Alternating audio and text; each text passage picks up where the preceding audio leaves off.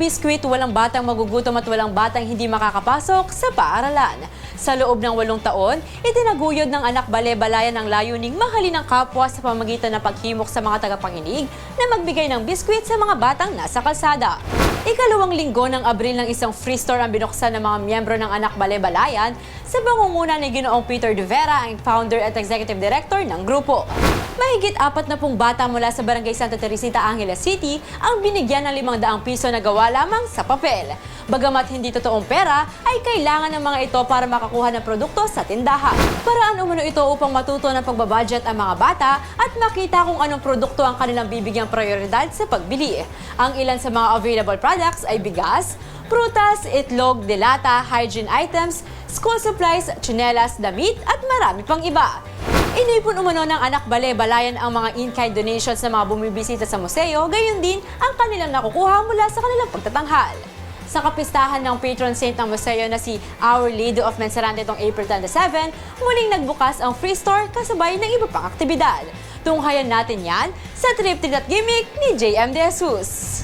Napuno ng matatamis ng ngiti ang Anak Bale-Balayan Museum for the Poor and Center for Transformation Through the Arts na matatagpuan sa siyudad ng Angeles itong araw ng Huwebes, April 27.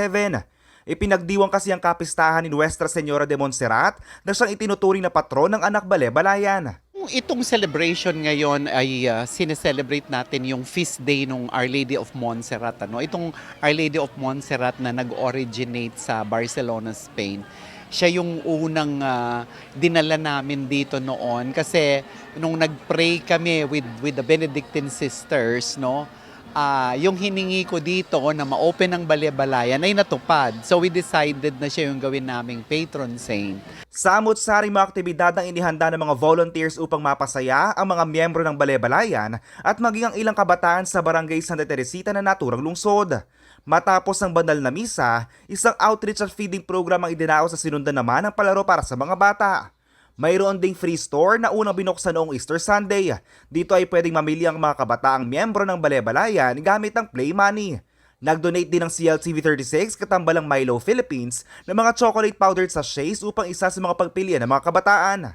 Ito naman ay tinatry namin on how can we empower the children, So nagkakaroon sila ng mga points every time na magbisita, mag-practice, mag-perform, and then yung lahat ng mga points nila, pag accumulated na, ipapapalit nila ito ng play money, At itong mga play money ito ay pwede nilang itong gamitin para bumili dito sa free store. Malaki naman ang pasasalamat ng mga kabataan dahil bukod sa kasiyahang nararanasan ay nabago umano ng Anak Bale-Balayan ang kanilang buhay. Nagbago po yung mga dati ko pong ginagawa sa ngayon kong ginagawa. Kumbaga po, dati lang po kami, mas gusto po namin naglalaro kami sa daan.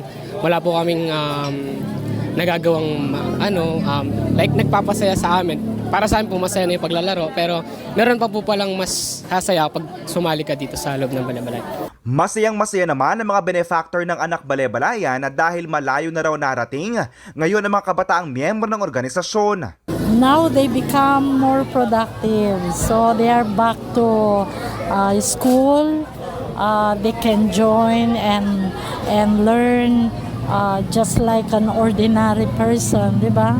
And it can help a lot in the community. Yun, the mere fact na they get to learn something, it's something. Yun, kaya sa amin, gusto namin ipagpatuloy yung advocacy to help them para meron silang tahanan palagi na mapupuntahan. Alam ko na meron naman ako matutulong, bakit hindi? And at the same time, I was not only financially supporting Anak Bale-Balayan for almost a decade, but I'm also teaching these children how to be productive and how to embrace the talent that was given to them. And at the same time, I teach them the value of education, that every single child here at Anak Bale-Balayan should be deserving and receiving the rights to educate themselves. Mayroong mahigit 50 kabataan ang miyembro ng Anak Bale-Balayan. Patuloy rin ang kanilang mga pag-eensayo upang mas malinang pa ang kanilang talento sa musika at makapag-compete sa iba't ibang parte ng Pilipinas at sa ibang bansa. Hindi ba't napakasarap sa pakiramdam na in-tune tayo hindi lang sa realidad, ngunit higit lalo na sa mga bagay na nagpapasaya sa atin? Maging inspirasyon sana natin ng mga bata sa Anak Balebalayan. Isa ring store o tindahan ngayon ang nakatutulong hindi lang sa mga nagtitinda rito ngunit maging sa mga residente ng lugar. Opisyal na kasing binuksan ng isang community store sa Barangay Iram, New Cabalan sa Olongapo City. Mag-aari ito ng isang asosasyon na benepisyaryo ng Sustainable Livelihood Program ng Department of Social Welfare and Development o DSWD Region 3. Mayroong 26 na miyembro ang asosasyon. Bawat isa sa kanila ay tumanggap ng 15,000 pisong puhunan mula sa DSWD. Sa kabuuan, nasa 390,000 pesos ang kanilang natanggap na pinansyal na ayuda. Ito umano ang kanilang pinagsama-sama upang maitayo ang tinatawag nila ngayon na Pinagpala Community Store. Isa itong general merchandise store kung saan nagbebenta sila ng bigas, asukal, mga produktong pang-agrikultura at iba pang pangunahing bilihin. Ang Sustainable Livelihood Program o SLP ng DSWD ay isang community-based capacity building program na naglalayong mapataas ang antas ng pamumuhay ng ilang miyembro ng komunidad sa pamamagitan ng pagbibigay ng kabuhayan. Mga kagimik, sana nag-enjoy kayo sa isang masayang adventure dito lamang sa Trip Treat at Gimik. Join us next Friday for another episode. Be sure to follow our social media pages at CLTV36 Official. Pwede rin kayong mag-subscribe sa aming YouTube channel at CLTV36 Official at sa aming website www.cltv36.tv. You can also watch our program nationwide via Signal Channel 115 sa ating 39 cable partners at sa Free TV Channel 36. This has been your host, Liana Canalao. Till our next Trip Treat at Gimik!